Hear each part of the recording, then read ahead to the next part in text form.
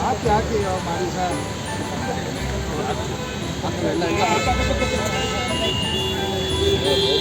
ಒಂದೇ ನಿಮಿಷ ಸರ್ ಮಾಡಿದೆ.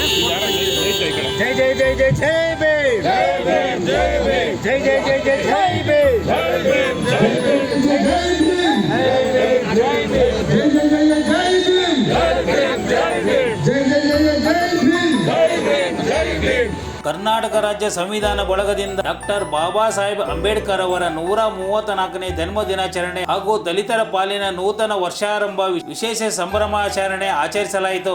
ಏಪ್ರಿಲ್ 13ರ ಮಧ್ಯರಾತ್ರಿ 12 ಗಂಟೆಗೆ ವಿಶೇಷವಾಗಿ ಬೃಹತ್ ಆಕಾರದ ಕೇಕ್ ಕತ್ತರಿಸಿ ಪಟಾಕಿ ಸಿಡಿಸಿ ಬೆಂಗಳೂರಿನ ಟೌನ್ ಹಾಲ್ ಮುಂಭಾಗ ವಿವಿಧ ಜಾನಪದ ನೃತ್ಯ ಹಾಗೂ ವಿವಿಧ ವಾದ್ಯ ಮೇಳದೊಂದಿಗೆ ಹೊಸ ವರ್ಷದ ಸಂಭ್ರಮಾಚರಣೆ ಆಚರಿಸಲಾಯಿತು. ಹಾಗೂ ಕರ್ನಾಟಕ ರಾಜ್ಯ ಸಂವಿಧಾನ ಬಳಗದ ಅಧ್ಯಕ್ಷರಾದ ಜಯಕಾಂತ್ ರವರು ಮಾತನಾಡಿ, ರಾಜಕೀಯ ಮುಖಂಡರು, ನಾಯಕರು, ಅಧಿಕಾರಿ ವರ್ಗದವರು, ನಾಡಿನ ಚಿಂತಕರು, ಹೋರಾಟಗಾರರು, ಅನೇಕ ದಲಿತ ಪರ ಸಂಘಟನೆಗಳು, ಅಂಬೇಡ್ಕರ್ ಅಭಿಮಾನಿಗಳು, ಜನಸಾಮಾನ್ಯರು, ಎಲ್ಲಾ ಧರ್ಮದವರಿಗೂ ಧನ್ಯವಾದಗಳನ್ನು ತಿಳಿಸಿದರು.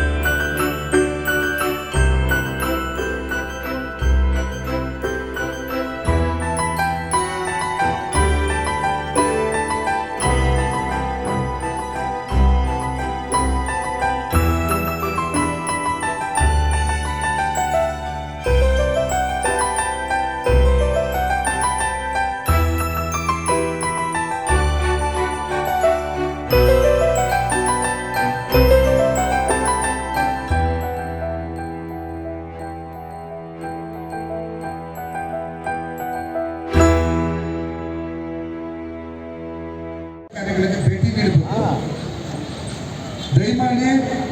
ಹಾಗಾಗಿ ನಾವು ಬೆವರ ಹಣದಲ್ಲಿ, ನಮ್ಮ ಬೆವರಿನ ಹಣದಲ್ಲಿ ಚಿನ್ನದ ಪುತ್ಥಳಿ ಪ್ರಾಮಾಣಿಕವಾದ ಹೋರಾಟ. ನಾವು ಮೇ 1 ಕಾರ್ಮಿಕರ ದಿನಾಚರಣೆ ಆವತ್ತೇ ನಾವು ಪಣ ತೊಟ್ಟು ಹೊರಡ್ತೀವಿ. ಕೇಳಿಲ್ಲ, ವೇದಿಕೆ ಕರೀಲಿಲ್ಲ.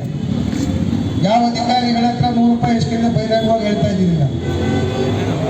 ನಮ್ಮ ಸಮುದಾಯದ ಬೆವರಿನ ಹಣದಿಂದ ಮಾಡಿ ಸರ್ಕಾರಕ್ಕೆ ಸಮರ್ಪಿಸಿ, ಇದೀಗ ತಾನೇ ನಮ್ಮ ನಿವೃತ್ತ ಈ ಸಮುದಾಯದ ಆಸ್ತಿ ಕೆ ಶಿವರಾಮ್ ಸಾಹೇಬರು ನಮ್ಮನ್ನು ಅಗಲಿದ್ದಾರೆ. ಅವ್ರ ಸ್ಥಾನವನ್ನು ತುಂಬಲಿಕ್ಕೆ ನಮ್ಮ ಸಹೋದರಿ ವಾಣಿಯಕ್ಕವರು ಕೂಡ ಬಂದಿದ್ದಾರೆ. ಅವರು ಕೂಡ ನಾನು ಈ ಸಮಯದಲ್ಲಿ ಸ್ವಾಗತವನ್ನು ಬಯಸ್ತೇನೆ. ದಯವಿಟ್ಟು ಮಹೇಶ್ ಅವ್ರನ್ನ ವೇದಿಕೆ ಕರ್ಕೊಬೇಡಿ. ಹಾಗಾಗಿ ಅದನ್ನು ಬಜೆಟ್ನಲ್ಲಿ ಅದಕ್ಕೆ ಕಾದಿರಿಸಿ ದುಡ್ಡನ್ನು ಸರ್ಕಾರದ ಹಣದಿಂದ ಅದಕ್ಕೆ ದಸರಾ ಮಾಡಬೇಕು. ಪುತ್ಥಳಿ ಮಾತ್ರ ನಮ್ಮ ಬೆವರ ಹಣದ ಆಗಬೇಕು, ಸರ್ಕಾರಕ್ಕೆ ಸಮರ್ಪಿಸಬೇಕು. ದಯವಿಟ್ಟು ಇದಕ್ಕೆ ತಾವು ನೆರವಾಗಬೇಕು ಅಂತ ಈ ಸಂದರ್ಭದಲ್ಲಿ ತಮ್ಮನ್ನು ಮನವಿ ಮಾಡ್ತಾ, ಈ ಕಾರ್ಯಕ್ರಮಕ್ಕೆ ಇಷ್ಟೊಂದು ನಿಯೋಜಕರ ಪರವಾಗಿ ನಾನು ಸ್ವಾಗತವನ್ನು ಬಯಸ್ತೇನೆ. ಈ ಕಾರ್ಯಕ್ರಮದ ಈ ಒಂದು ಜಾನಪದ ಕಲೆಗಳನ್ನು ಇದು ಮೊದಲನೇ ಬಾರಿಗೆ ನಾವು ಕಳೆದ 35-40 ವರ್ಷಗಳಿಂದ ಈ ಚಳುವಳಿಯಲ್ಲಿ ಭಾಗವಹಿಸಿದ್ದೀರಿ. ಆದರೆ ರಾಜಧಾನಿಯಲ್ಲಿ ಮೊಟ್ಟ ಮೊದಲ ಬಾರಿಗೆ ಈ ರೀತಿಯಾದಂಥ ಕಾರ್ಯಕ್ರಮವನ್ನು ಯಾರೂ ಮಾಡಿರಲಿಲ್ಲ. ಇವತ್ತು ನಮ್ಮ ಸಹೋದರರಾದಂಥ ಜಯಕೀರ್ತಿಯವರು ಹುಟ್ಟಿದ ದಿವಸನೇ ಧಾರಾಕಾರವಾಗಿ ಮಳೆ ಬಂದಿದ್ದನ್ನು ನಾವು ನೋಡಿದ್ದೀವಿ. ಹಾಗಾಗಿ ಇದೊಂದು ವಿಶೇಷವಾದಂಥ ದಿನ ಇದೆ ಇವತ್ತು. ಸಾಂಕೇತಿಕವಾಗಿ ನಾವು ಇವತ್ತೇನು ಸೇರ್ತೀರಿ ಅಥವಾ ಒಂದಷ್ಟು ಮಾತಾಡಿ ಹೋಗ್ತೀರಿ ಅನ್ನೋದಲ್ಲ. ಇವತ್ತು ಈ ದೇಶದಲ್ಲಿ ಬಾಬಾ ಸಾಹೇಬ್ ಅಂಬೇಡ್ಕರ್ ಅವರ ಏನು ಕನಸಿತ್ತು, ಪ್ರಬುದ್ಧ ಭಾರತ ನಿರ್ಮಾಣ ಮಾಡಬೇಕು ಅಂತಕ್ಕಂಥ ಕನಸಿತ್ತು, ಆ ಕನಸನ್ನು ಮುಂದುವರಿಸ್ತಕ್ಕಂಥ ಜವಾಬ್ದಾರಿ ಇವತ್ತು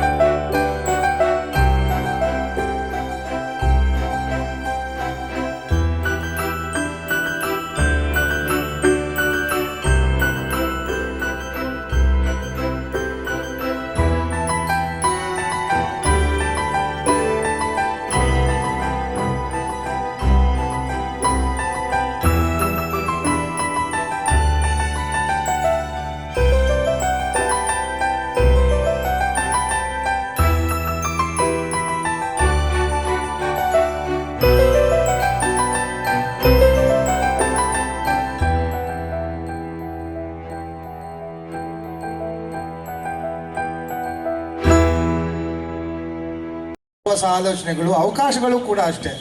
ನಿಮ್ಮಲ್ಲಿ ಪ್ರಾಮಾಣಿಕತೆ ಮತ್ತು ಬದ್ಧತೆ ಇದ್ದಾಗ ಅವಕಾಶಗಳು ಹುಡುಕ ಬರ್ತವೆ, ಮತ್ತು ನಿಸ್ವಾರ್ಥ ಇದ್ದಾಗ ಸಮಾಜನೂ ಕೂಡ ಕೈ ಜೋಡಿಸ್ತದೆ.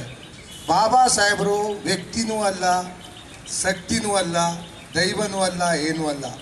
ಇಡೀ ಪ್ರಪಂಚದ ಪ್ರಕೃತಿ ಬಾಬಾ ಸಾಹೇಬರು, ನಿಸರ್ಗ ಬಾಬಾ ಸಾಹೇಬರು. ನೀವು ಏನೆಲ್ಲ ಈ ಭೂಮಿ ಏನೆಲ್ಲ ಕೊಡ್ತದೆ, ಪ್ರತಿಯೊಬ್ಬ ಮನುಷ್ಯ ಜೀವಿಸಲಿಕ್ಕೆ ಗಾಳಿ ಕೊಡ್ತದೆ, ನೀರು ಕೊಡ್ತದೆ, ಆಹಾರ ಕೊಡ್ತದೆ, ಬೆಳಕು ಕೊಡ್ತದೆ. ಇದೆಲ್ಲ ಶಕ್ತಿ ಇರ್ತಕ್ಕ ಪಂಚಭೂತಗಳು ಅಂತ ನೀವೇನು ಹೇಳ್ತೀರೋ ಅದೆಲ್ಲ ಶಕ್ತಿ ಬಾಬಾ ಸಾಹೇಬ್ರಲ್ಲಿ ಅಡಗದೆ.